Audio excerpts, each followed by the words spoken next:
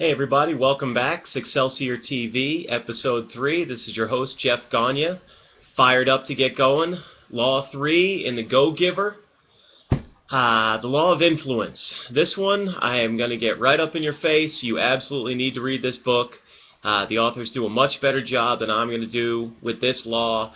This is probably, and maybe, the author Bob Berg will be kind enough to leave another comment if he happens to see this episode, as to whether or not what I believe is true is actually true in their experience. But I believe this is the hardest law for people to grasp, to sort of implement in their own lives, because it goes against what we've been taught. It goes against what we have been taught, what we've been trained, both in our lives and in our work and in our businesses. So let's get right into it. The law of influence, the third law in the book. Your influence is determined by how abundantly you place other people's interests first. How abundantly you place other people's interests first. A couple of things about just how it's worded. First and foremost, it's not if you place other people's interests first. It's assuming that you are already doing that by following laws 1 and 2. It's not an if-or. It's not an if-and. It's you absolutely must be putting other people's interests first before yours. You need to make sure that they are being taken care of. Your customers, your clients, your family, your friends, your spouse, your kids. You need to be making sure they are taken care of first, because if they are being taken care of, then you will eventually be taken care of. And that's the whole gist of this law. But getting into it a little bit deeper, like they do in the book, the mentor in the book talks about building a network. How did he become the most successful insurance salesman in the history of his company? It was about building a network. And our learner in the book, Joe, the one who's taking this journey, he thinks he knows all about networking. He thinks he knows about going to events and giving his business card out and making sure he's seen and making sure people are known. And that's not what the mentor is talking about. Building a network in this case is, through the words of the authors, is building a network of personal walking ambassadors.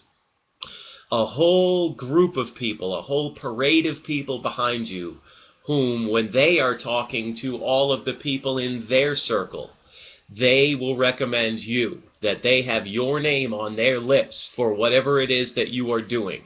Whether you're selling copiers, selling insurance, you're a real estate agent, whether you're an employee and you are just freaking good at it, they have your name on their lips whenever they are talking to other people about whatever it is that you do. And that's exactly what we're talking about with an army of personal walking ambassadors.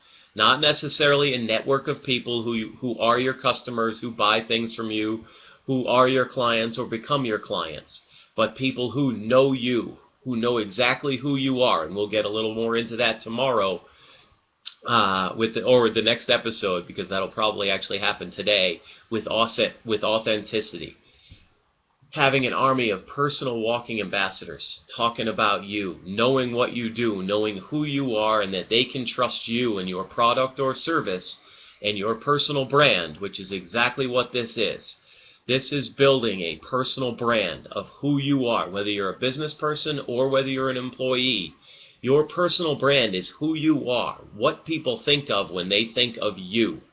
When people think of Jeff Gagne and people think of Succelsior, when they think of me, I want them thinking, this guy can help me achieve my goals and reach my dreams and live a dream life without question. I don't care what it is. I don't care if I want to make it to, if I'm 12 right now and I want to make it to the Olympics.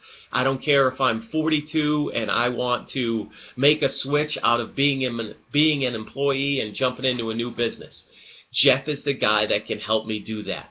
Or Jeff is the guy that can help you do that when you're talking to somebody else. That's your personal brand, and that's what you need to be building with this law of influence. If you're a business owner, Let's go into the two separates that I've been talking about with each. If you're a business owner, most of us in the last, say, 5 to 10 years, almost all of us have been in a business referral group, whether it's a BNI, whether it's something else, whether it's something a little more local in your own community. We've all been in a business referral group. I've been in a few, and they are a dying breed, because what they are is a little group of, and tell me if this is familiar to you, but what they are is I meet at 7:30 on Tuesday mornings over on the other side of town, and I didn't really do any work to find everybody in my group a referral this week. So in between waking up, grabbing my cup of coffee, and driving to my business referral club meeting, let me think of a couple of ideas of, well, maybe I can give the real estate agent this guy's name just to show that I did my work for this week, did my work in the referral club. That's not what we're talking about, because those are exactly the kinds of things that we're going to get back. And I'll tell you, I didn't get any work off of that. I didn't get any clients. I didn't build my brand. I didn't build my business off of those referral groups. What you need to be doing if you're in business, if you're doing that referral club, you really need to be putting in the work. You need to be making sure, forgetting that one of the things that's in this chapter is stop keeping score. You need to stop keeping that mental tick list that we are all keeping of, well, I gave Bob 3 referrals. He hasn't given me any yet. I gave Mike 4 referrals. He's given me 1. So Mike's a little bit better than Bob, but still, I'm way ahead of them on the scorecard. You need to forget about that. You need to help Bob build his business. You need to help Mike build his business. You need to be referring them. You need to be giving them as much information as you can to help them, because that's how you turn them into personal walking ambassadors for you. Again, if you're an employee, you're not going to those types of groups, most likely. You're sitting there thinking, okay, how do I build my influence? Just like we were talking about yesterday, you need to build your personal brand of being that guy or that girl, the one that's in there early, the one that takes the extra projects, the one that helps out a coworker that needs to go get a sick kid. Don't worry, I'll take care of your project. I'll finish your report. You need to be that person, regardless of whether or not any of those people, any of them, ever help you out back. You need to not worry about it, because I promise you, people are noticing. And the people that are noticing are the ones that matter. They're the ones up the ladder who are noticing that you are the one that always gets things done. When I read this chapter and I think about employees working at companies, what I think about is a single quote, and probably most of us have heard it, whether it's a quote or just sort of an idea. If you want to get something done, who do you give it to? You give it to the busiest person. Why? Because they're the ones that are getting shit done. They're getting it done. All the rest are figuring out ways to hang out at the water cooler, show up at the office 10 minutes late because 10 minutes won't get you in trouble, but 20 will. Then spend the first 15 minutes filling up your coffee mug, opening up your Facebook, checking email. Checking email does not take a lot of time. You guys are the ones they're the ones that are slipping out early for lunch, sliding back late, trying to figure out what kind of 3:30 appointments you can make so you can scam out of the office at 2:45.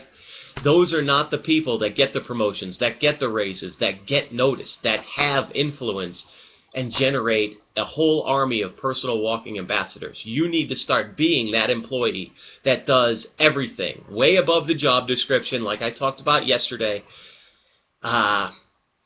Forget the job description. Your job description is now whatever it takes. That's exactly how you need to be thinking about your law of influence. How abundantly you are placing other people's interests first. That's it for the law of influence. I'm Jeff Gagne, your host. Please keep leaving comments. Let me know how I can do better. Let me know what you'd like to hear more of. I've got 2 more laws. I will probably be recording both of them today. And then I will be moving on to a whole lot more Succelsior information for life improvement, business improvement, all of the above. I'm Jeff Gagne. This has been a blast. Every day, live epic.